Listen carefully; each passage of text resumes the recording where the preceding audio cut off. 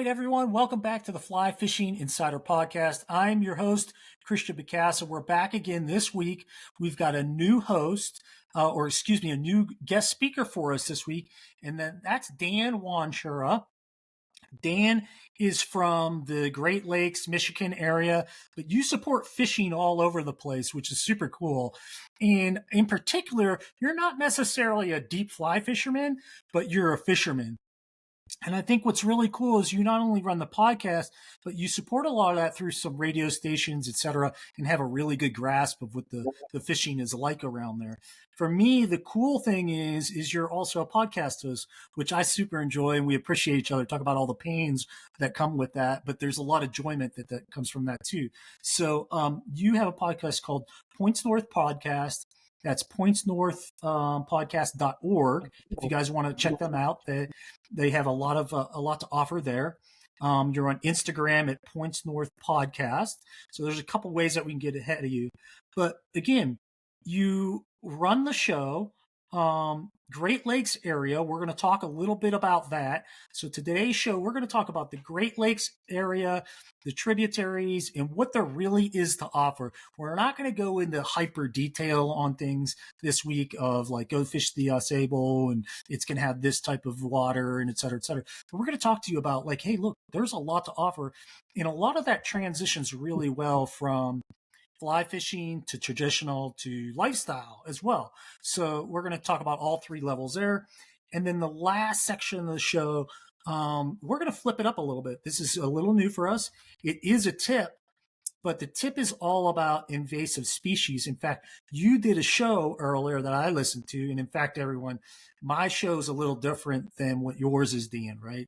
My show's very kind of off the cuff and interview style. There's some structure to it, but your show is very highly written, spoken word. But what I love about it is you go out and do these interviews and then you put these excerpts from the interviews into the show. And then you break down that excerpt and go, okay, and this is why this is important, et cetera, et cetera. So that was really cool for me. When I listened to this episode in particular, it really caught my attention because it's all about invasive species. We all have to deal with it as anglers. And it's something personally I think we should be paying attention to and try and address. And it was absolutely compelling listening to what the results were of some of the surveys, et cetera, and curious to hear how people align with that or what they might change in their fishing styles to address it. So Dan, we've just got a ton to go through. We're going to jump right into it today, try and fit it into our 45 minutes and go from there. So thanks again for joining the show, guys. Please subscribe if you haven't already. Tell a friend. That's how we grow. That's how we keep bringing you great shows. And Dan, let's just jump right into it with give us just a little bit of background about where you cover in the Great Lakes region. And then, we're going to talk about a little bit what there is to offer.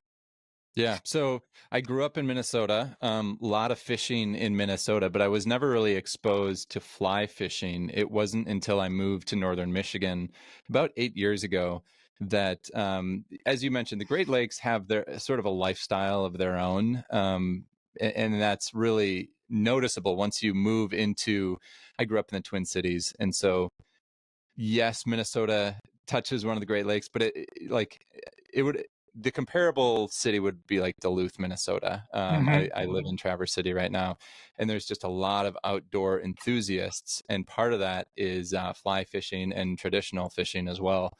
So I moved out here and really started getting into that. And I've been fly fishing a handful of times. But really one of my favorite experiences fishing has been just out on Lake Michigan, Grand Traverse Bay, fishing for lake trout. And nice. Yeah. And I caught my first one, Christian. I was like a little kid again, man.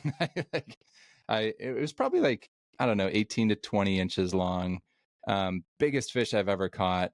And just the smile on my face. We have a photo of it, and it was an awesome experience. Yeah, that's pretty typical, right? You get into a really nice fish and you're just like, this is kind of crazy.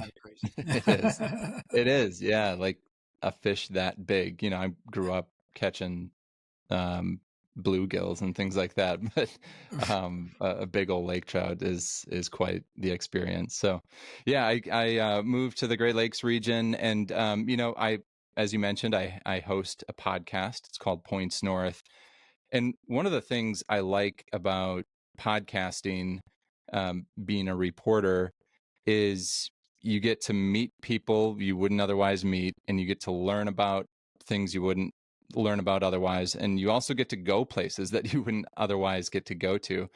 And I think for me, being able to um, experience all three, and then present all of that to an audience Mm-hmm. is super gratifying. And I love learning and experiencing things through other people's eyes all the time. And so to be able to do that and then produce an episode that other people listen to and engage with and learn from, man, it's super gratifying. Who's your favorite person you met through podcasting? It's a tough one. That is a tough question. Wow. Shoot. Well, I can tell you, boy, that's I think that's nearly impossible to think of. I'll give you a couple to work with. So, recently in an episode, I met the Guinness World Record holder for stone skipping. Oh, Met him on Mackinac Island. He was in I a saw stone that. skipping competition out there. His name's Kurt And it was like 98 Steiner. skips or something like that. 88. Yeah. 88 skips. Yeah, believe it or not. So like characters like that in the Great Lakes region, like the Great Lakes region, the Midwest, often thought of as flyover country. Mm-hmm. But man, there's so many cool people out here, and so many cool natural features, and we've got some great rivers, and obviously the Great Lakes and sand dunes. Like it's an outdoor paradise, and not many people know about it. Yeah. It has a ton to offer. And I think what's really cool about it is the season in the Midwest is very long from an activity standpoint. And having lived in Pennsylvania and then having lived out here in the West, I can Mm-hmm. tell that because Pennsylvania, great place, long season. You get a lot of wet weather, you get a lot of hot weather in those seasons too. But the Midwest in the lakes area, it's like it's extended even further, and then it's a little more static in nature. You don't have the big rise and falls like you do in Pennsylvania. But then you come out Yeah. west and you're like, oh, I got 300 some days a year of sun, but you're like, yeah, it's sunny, but there's like 8 feet of snow outside, and Yeah. I can't get to the river or whatever. So it's really neat Yeah. from that standpoint. Very No, it cool. is. It's a cool area to be in. And I'll just say again, as a podcast host, um, being able to tell stories in all those seasons, Mm-hmm. really gratifying. Speaking of fishing, I've told a couple um, fishing stories lately. One was about these ice fishermen fishing for walleye on Saginaw Bay Mm-hmm. in Lake Huron, and man, like being able to hear their account of what happened. There's three guys. One of them ends up going in the water on their way back. And just like being able to live and hear the experience of what that Yeah. was um, like, man, that's a dream job right there for me. And then you probably heard about this one down in Lake Erie, the walleye tournaments that Uh-huh. happened there. There was the big cheating scandal with Yep. guys stuffing weights and fish. Oh I yeah. did a story on that whole situation. In the particular tournament where the cheating happened, I went down there, interviewed some folks, and sort of gave the backstory leading up to that cheating scandal, and then sort of the aftermath of how the guys got sentenced afterwards. So being able to tell all those different stories in all types of seasons, like, man, that's fun. I love the Yeah. variety. Yeah. And I listened to that show. Did you? That was one when I saw the website. I was like, I gotta hear this because I didn't do anything on that because I was like, Yeah. I don't even want to get involved in that mess. It's just not the right thing, And Yep. we got other things to talk about. But if you haven't listened to that show, go check out pointsnorthpodcast.com. There's a link to it on there. And it's really compelling. It's so cool to hear the emotional tasking by the people Right. that you interview Yeah. and how tied they are to it. Oh man. Yeah. So yeah, really, really unique in that standpoint. Yeah, Um, and just like the how much they invest, which is understandable, how much they invest in it, and how much it means for them to compete on a level playing field. And oh when yeah, trust is broken in that situation, you're going to have a lot of ticked off anglers. oh yeah, and especially when that guy's raking in bills. I mean, he was Yeah, making a lot of money. exactly. Throw money in there. Yeah, it Yeah, gets you're like, it's oh a little gosh. And now it's like my wife, dicey. my kids, my boat, it all starts to get involved. It gets crazy real quick. But yeah, Yeah, that was a really neat show you guys did. appreciate that. Let's do this. You mentioned earlier too, like you get to travel. Now, do you travel worldwide or do you typically travel within your region? What did you mean by travel? Yeah, pretty much within the Great Lakes region. I've been down to Ohio, covering actually that Lake Erie walleye tournament story. We, as a podcast team, have been to Minnesota, Wisconsin, Illinois, Indiana, of course, here in Michigan, quite a bit. Um, don't know that we've been to Pennsylvania or New York yet, but we're going to get there soon. Yeah. But yeah, typically just the Great Lakes region, unless there's a relevant story that would draw us outside of that could also um, be relevant here in the Great Lakes region. But yeah, it's Okay. a cool part of the gig to Yeah. be able to travel and experience new areas and uh, new perspectives. So, what's interesting about fly fishing is um, a good portion of us get enamored with the Western fly fishing.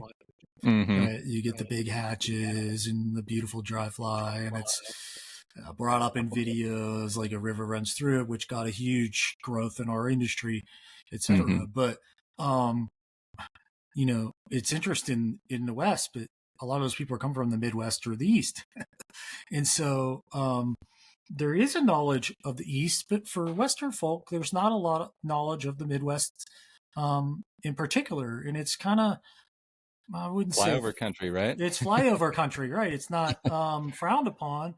But tell us a little bit about the Great Lakes and the region, and some of the areas that are available. I mean, the Great Lakes are obvious, right? Go fish a lake. Yep. Yep. But most anglers these days are, I don't want to be out on the lake fishing. I want to be on a river. Mm-hmm. And you go, well, hey, where do you think those lakes go? They go to tributaries.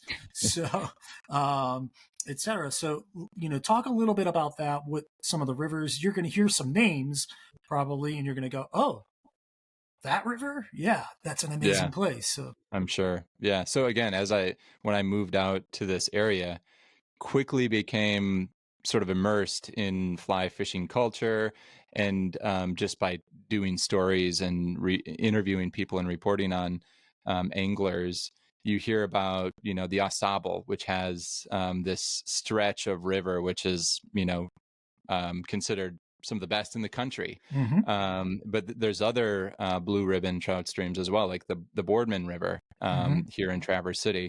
Lots of people come fly fish that. The Pere Marquette. Yeah, so many good options. And then that's not even talking about the Upper Peninsula.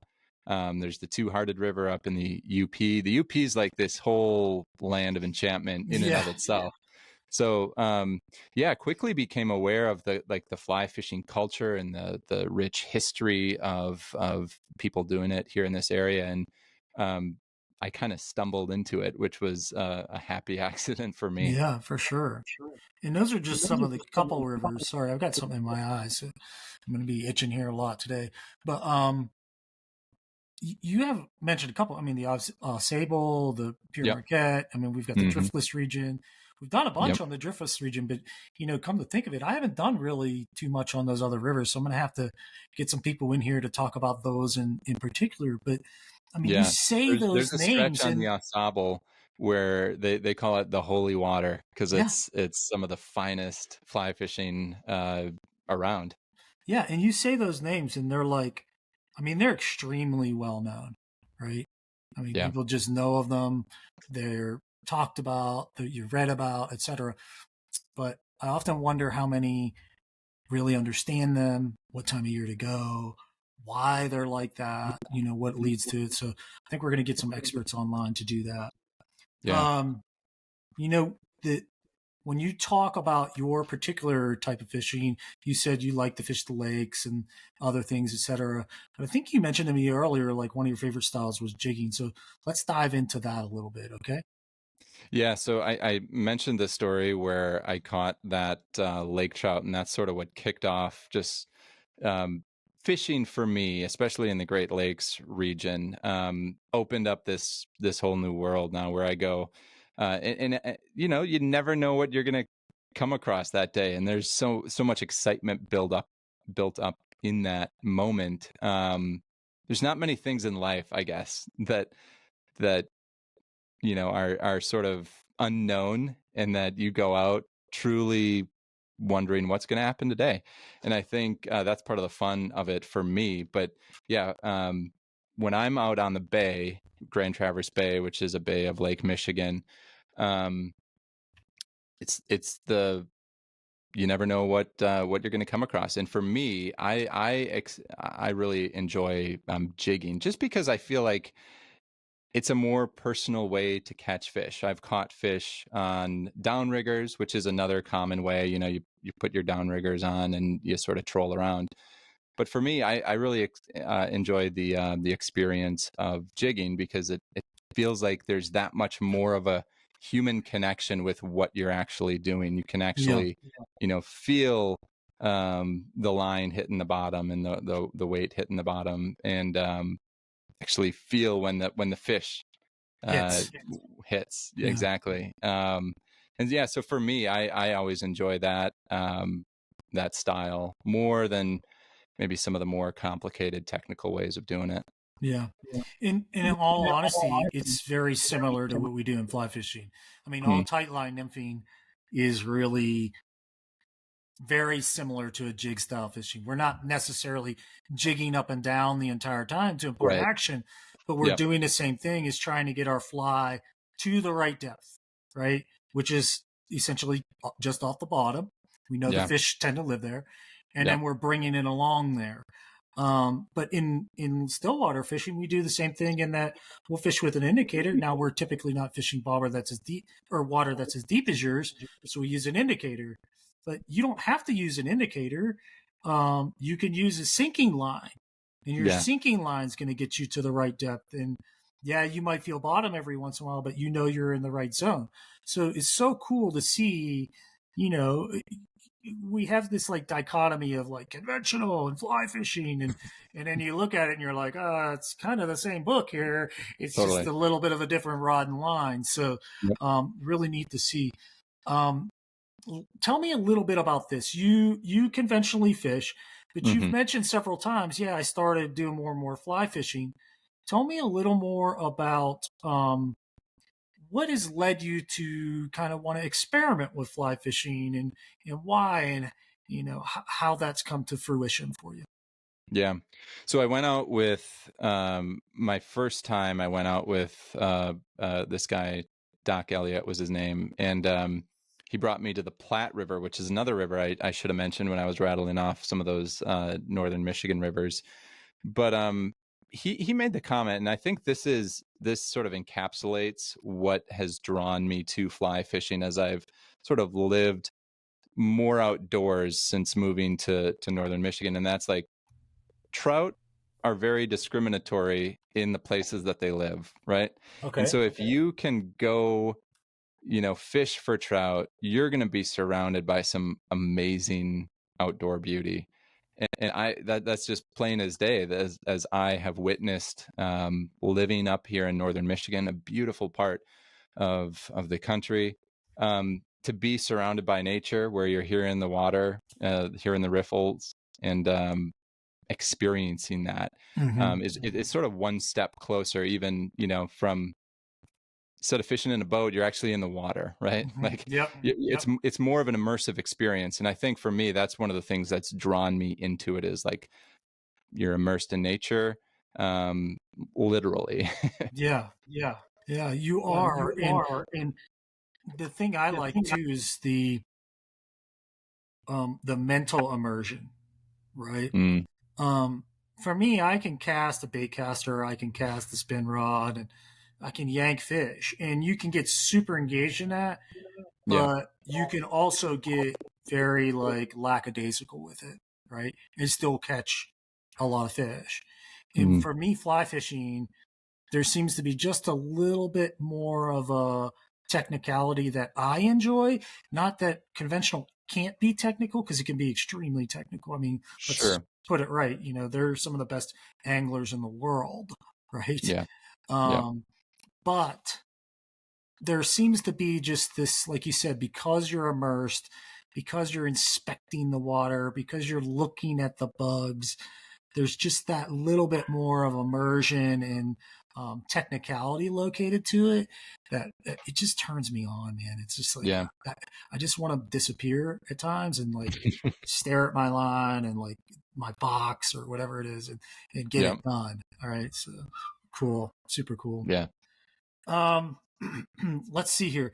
We're about 21 minutes into this. Tell me a little bit about.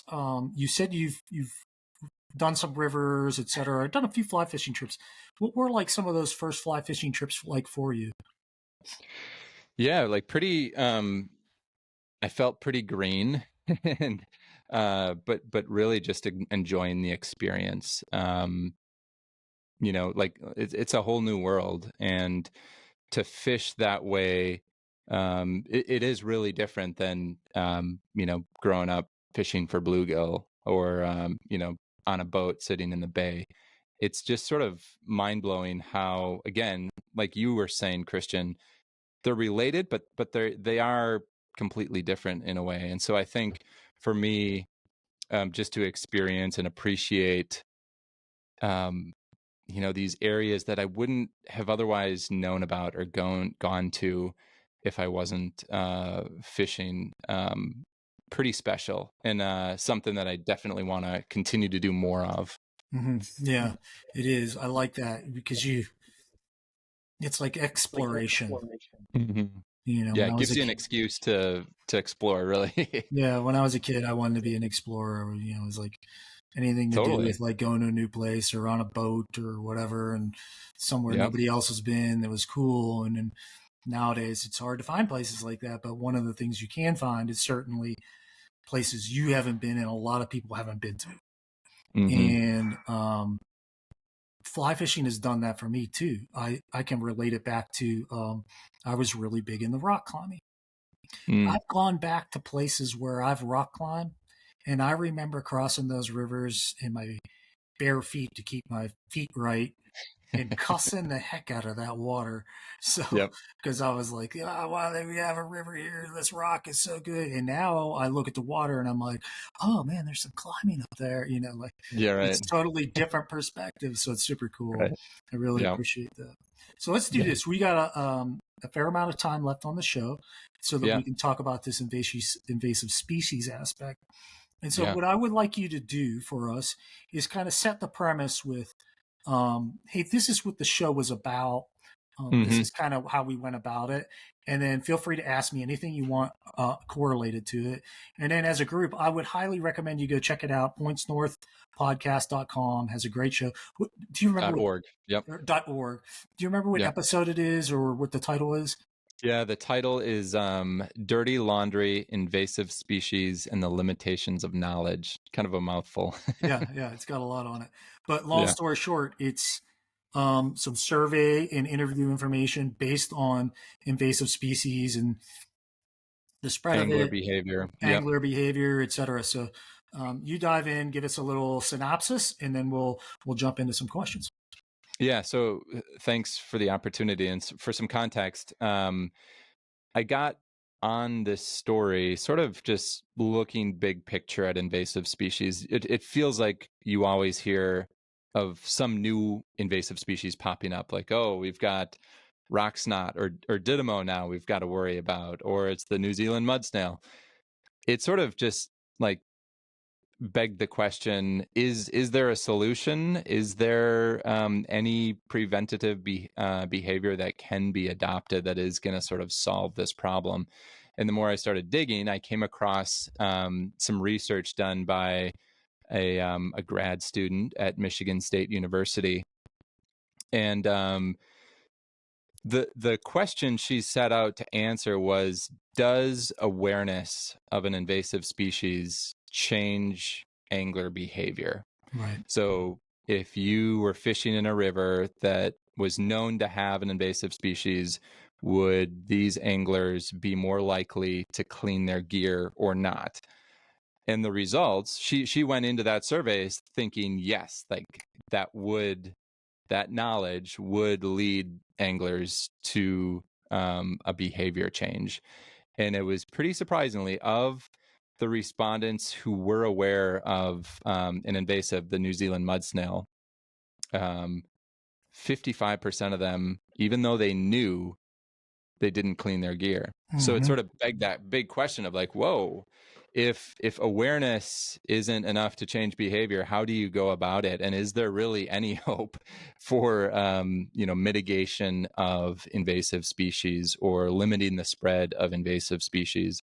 And so that was sort of the episode in a nutshell. And again, talked with researchers from Michigan State University and learned that there's a lot of, besides knowledge, there's a lot of inhibitors that lead to decision making, right? Like in the example I give in the episode is, everybody knows that exercise is good for them, like working out is good. But because we generally all have that knowledge, does that mean that we all consistently do it? No. And the reason why is like, well, there's a lot of different reasons. There's time, there's priority, there's different values involved. And the same can be said for anglers. Like, even if they know there's invasives, there's still all these barriers to actually cleaning your waders.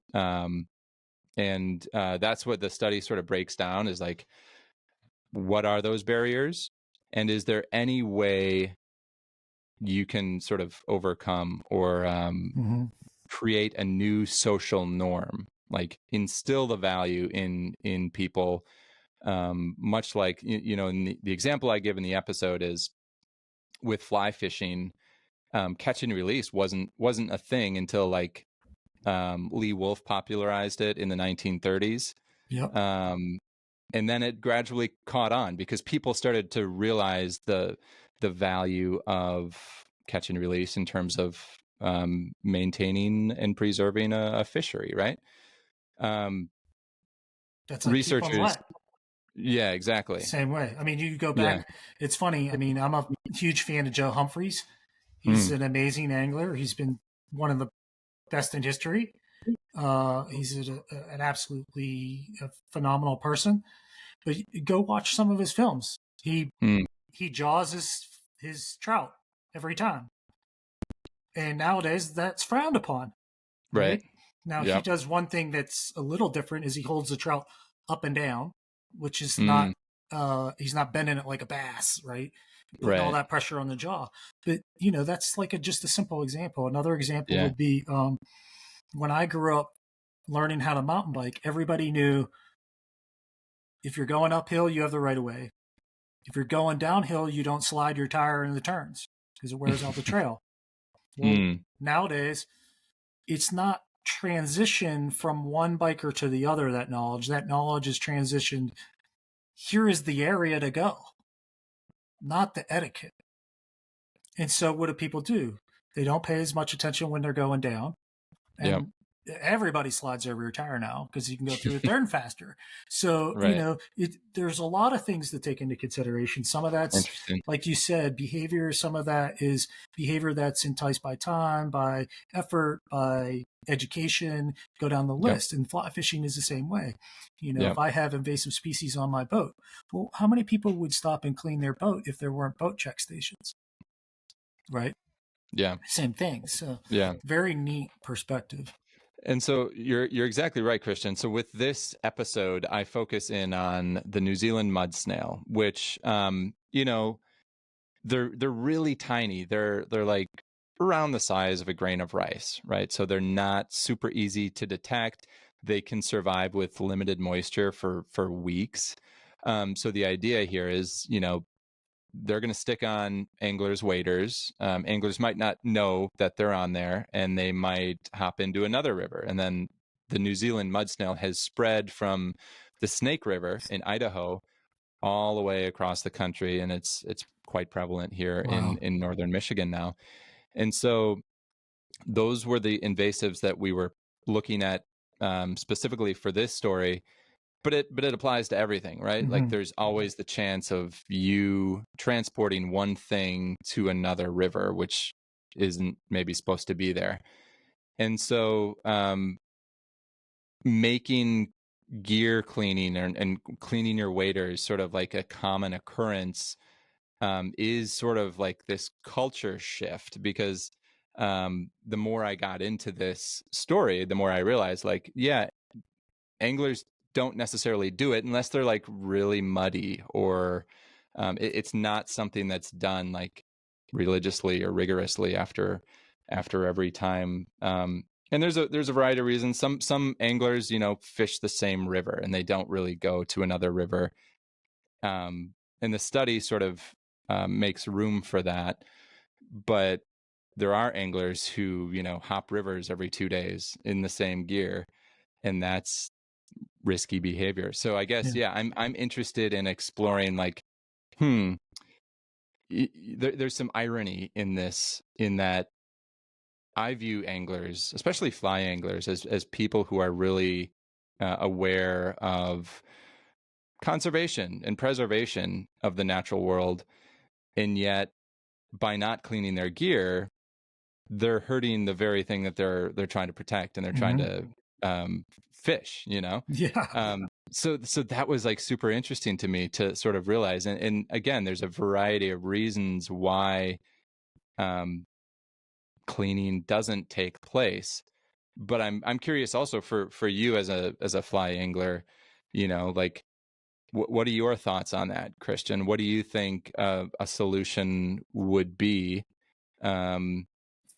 To put you on the spot, do you clean your gear after every time? Yeah, I do. I'm pretty religious about cleaning my gear in my boat, especially if I'm in an area that I know is contaminated. Yeah. That's pretty straightforward for me. Mm. What I really found interesting about your show was there was one interview where they interviewed a guy and a girl, and they were like, "Do you clean your gear? Where were you at?" And they were like, Yeah.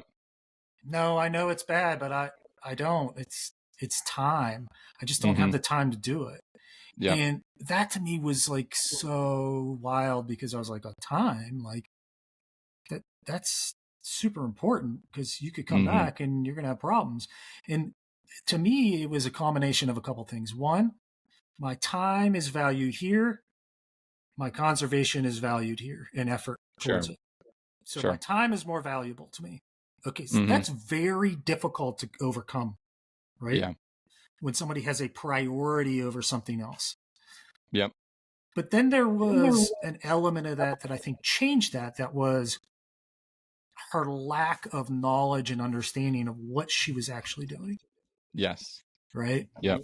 I understand that my time is more valuable because it's just conservation.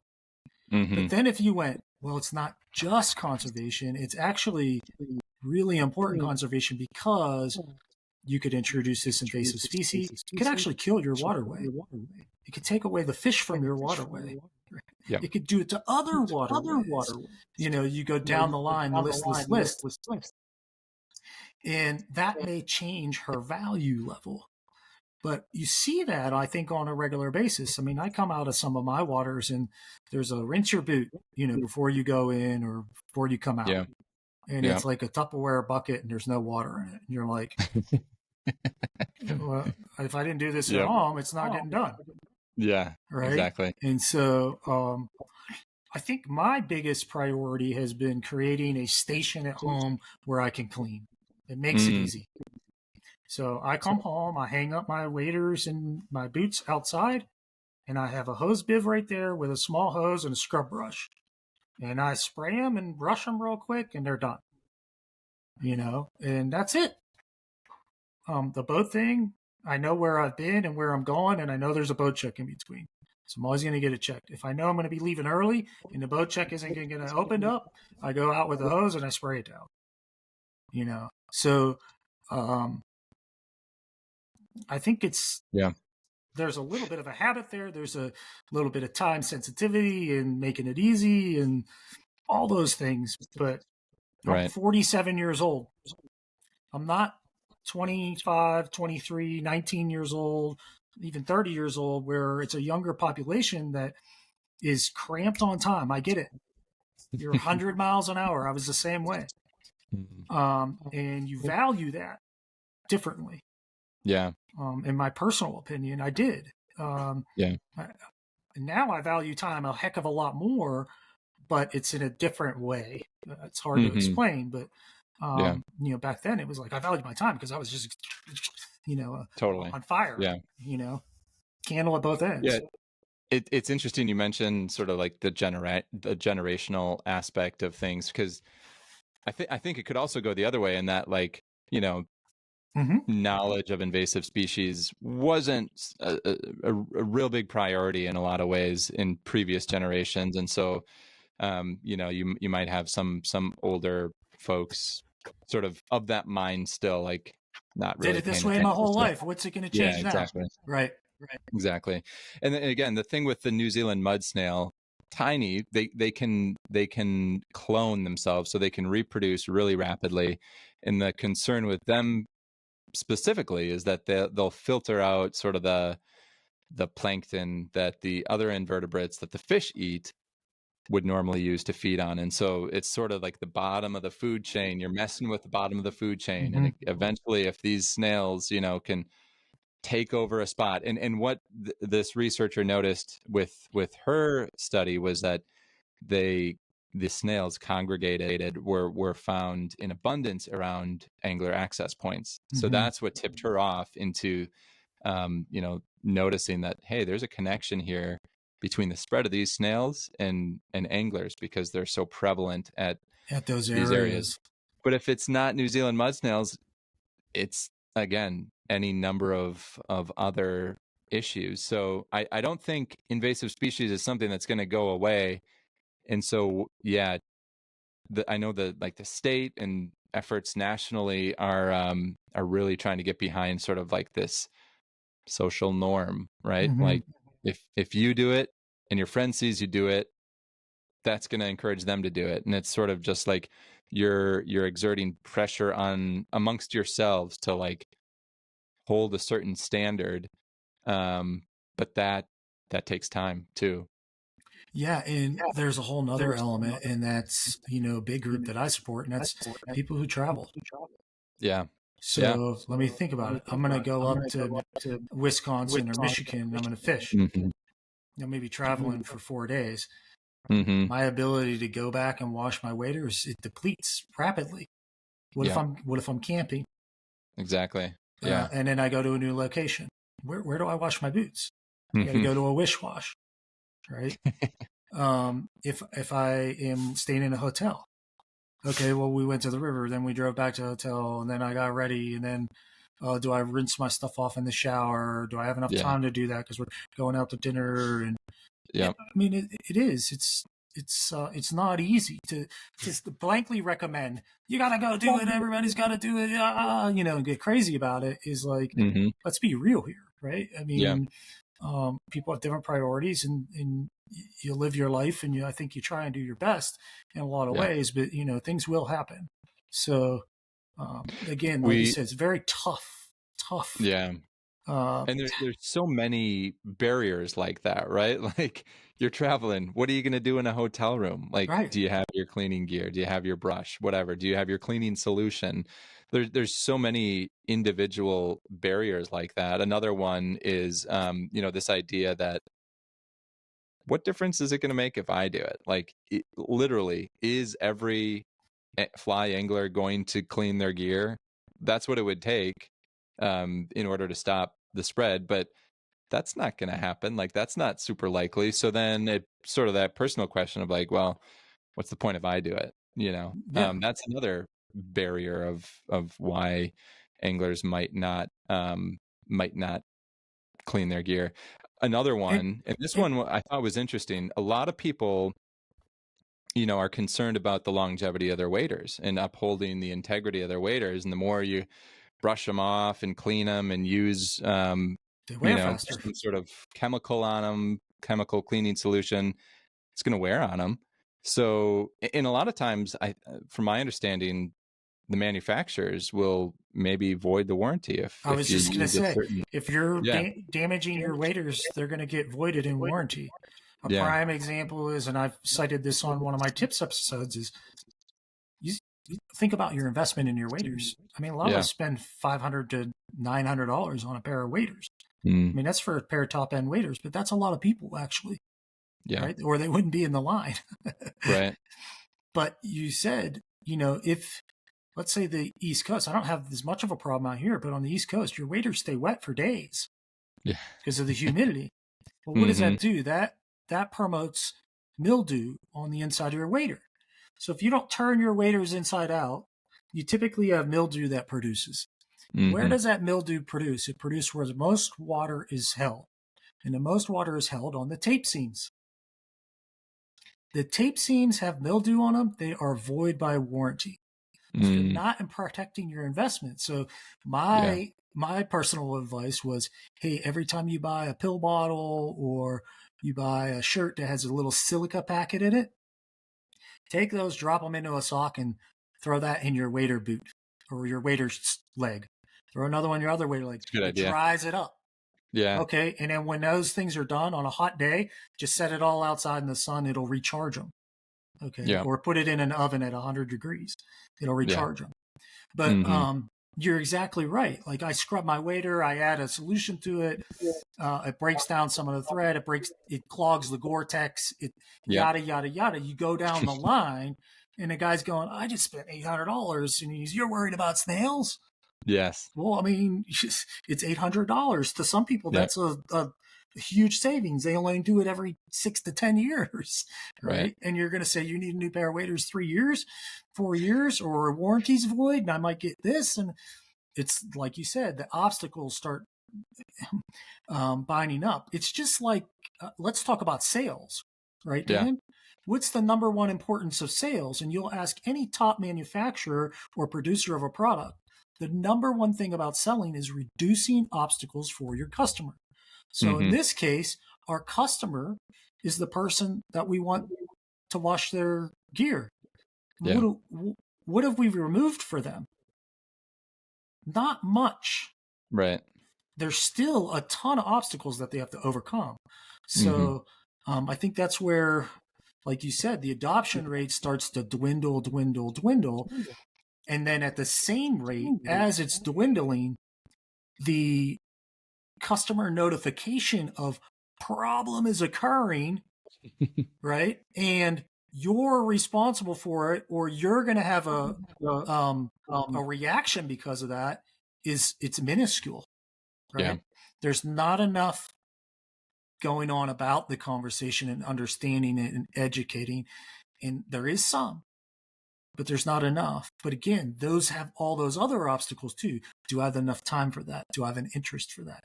Is that in my area? Is it relevant now? If I didn't listen to that, what would happen? All that's an unknown. Yeah. So you think about the moat that you have to jump to get those people to understand, or any person to understand, and it becomes very difficult. Yeah, very difficult. Yeah. So an interesting thing, and this was sort of like the timeliness aspect for this episode.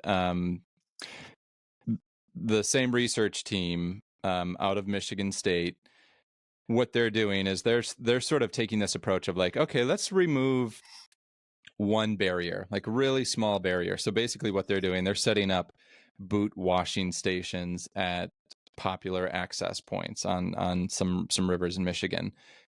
When I say a boot washing station, there's no water involved. It's super like low tech. It's basically a boot brush that you stand in, you rub your boots through. It's like very simple.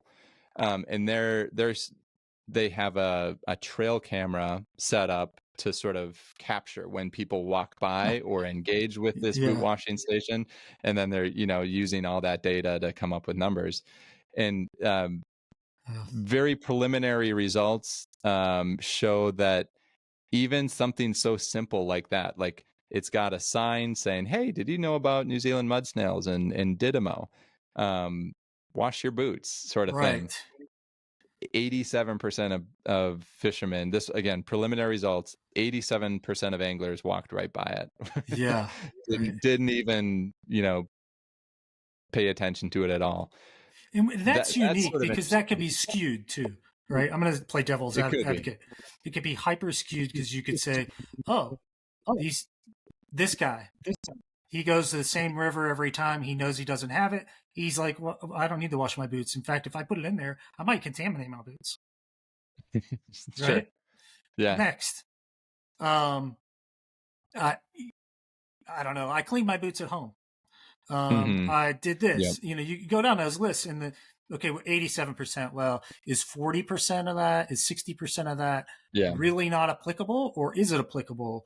And Right. so that's the crazy thing about data, right? You can Mm-hmm. play with it in multiple ways, but it Yep. is unique, right? What I think It is is. almost It is. more unique is how many people turned and read the sign. Mm-hmm. Because to me, if they read the sign, that's two things. That's one, they paid attention, and Mm-hmm. two, they educated themselves. Sure. Now, if you're an educated person, right, and that number stays the same but doesn't reduce, then I think that's where the problem is, Yeah. right? Yep. Because if it's educated, a percentage of them know they're doing the wrong thing due to the education, but the number hasn't changed. So Mm-hmm. therefore, in my opinion, there's been no change to the behavior. And Yeah. I think that's an element to look at. Yeah. And for a lot of folks, I imagine, like, you don't really see the impact of New Zealand mud snails. Again, they're tiny, so you're not going to notice that Mm-hmm. impact right away. So is part of it, yeah, they know it's there, they know it's detrimental, but can't really tell, so it's not as big of a deal. Yeah. Right. So is that playing into it? One interesting takeaway from, again, this really preliminary results was that researchers noticed people with kids were more likely to stop and read the sign, because the kids would point the sign out and ask, what is that? What's that about, Dad or Mom? Right.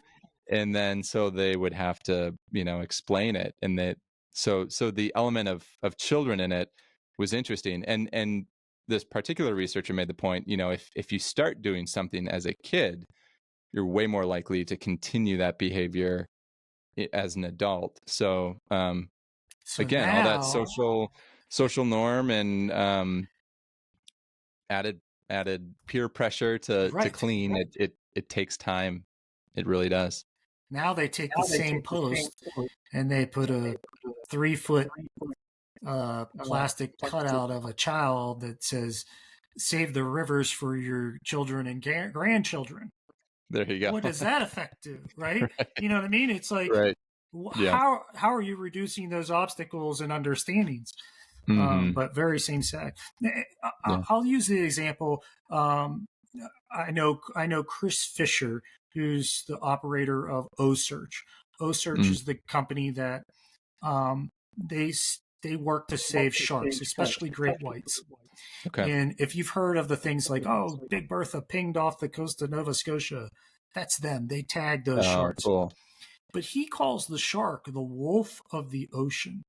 Hmm. And the reason he does that is it's very similar to what we're going on with the snails. So what happens? The snails eat all of the plankton, which all the small invertebrate and everything else eat that feed the bait fish, right? Yep. Yep. Well, he's saying, oh, if you get rid of the sharks, then the mid-sized fish take over, and the mid-sized fish eat all of the bait fish. Yep. So what happens? The decline of bait fish leads to the decline of everything else. It's the Yeah. bait fish eat the plankton, Right. the pollution it's just like one of those over and over again. So Totally. I think the moral of the story here, we're going to wrap up the show, Dean, so I appreciate you being on, but the moral of the story is don't be afraid to educate yourself. 1, 2, try to take action when you can and educate others. Yeah. And then the third is understand that we all live together. Whether you're a plankton, invertebrate, bait fish, shark, deer, wolf, etc. And so it becomes a matter of doing your part that you can. And I think for me personally, being able to live with what you did and understanding that other people have to live with it too. So I think as a takeaway, that's what I would kind of challenge the group as. And then my last challenge would be go check out pointsnorthpodcast.org. You guys had a great show. I've listened to a handful of them. I've really appreciated you coming on the show. This was a great new kind of format that we ran. It was super fun. And it sounds like you're coming out to Utah, and we're going to be able to actually hook up maybe in Park City here. So I'm looking forward to that too. And we'll talk to all of you soon. Thanks again. It's Dan Wanshura from the pointsnorthpodcast.org, and we'll see you guys next week.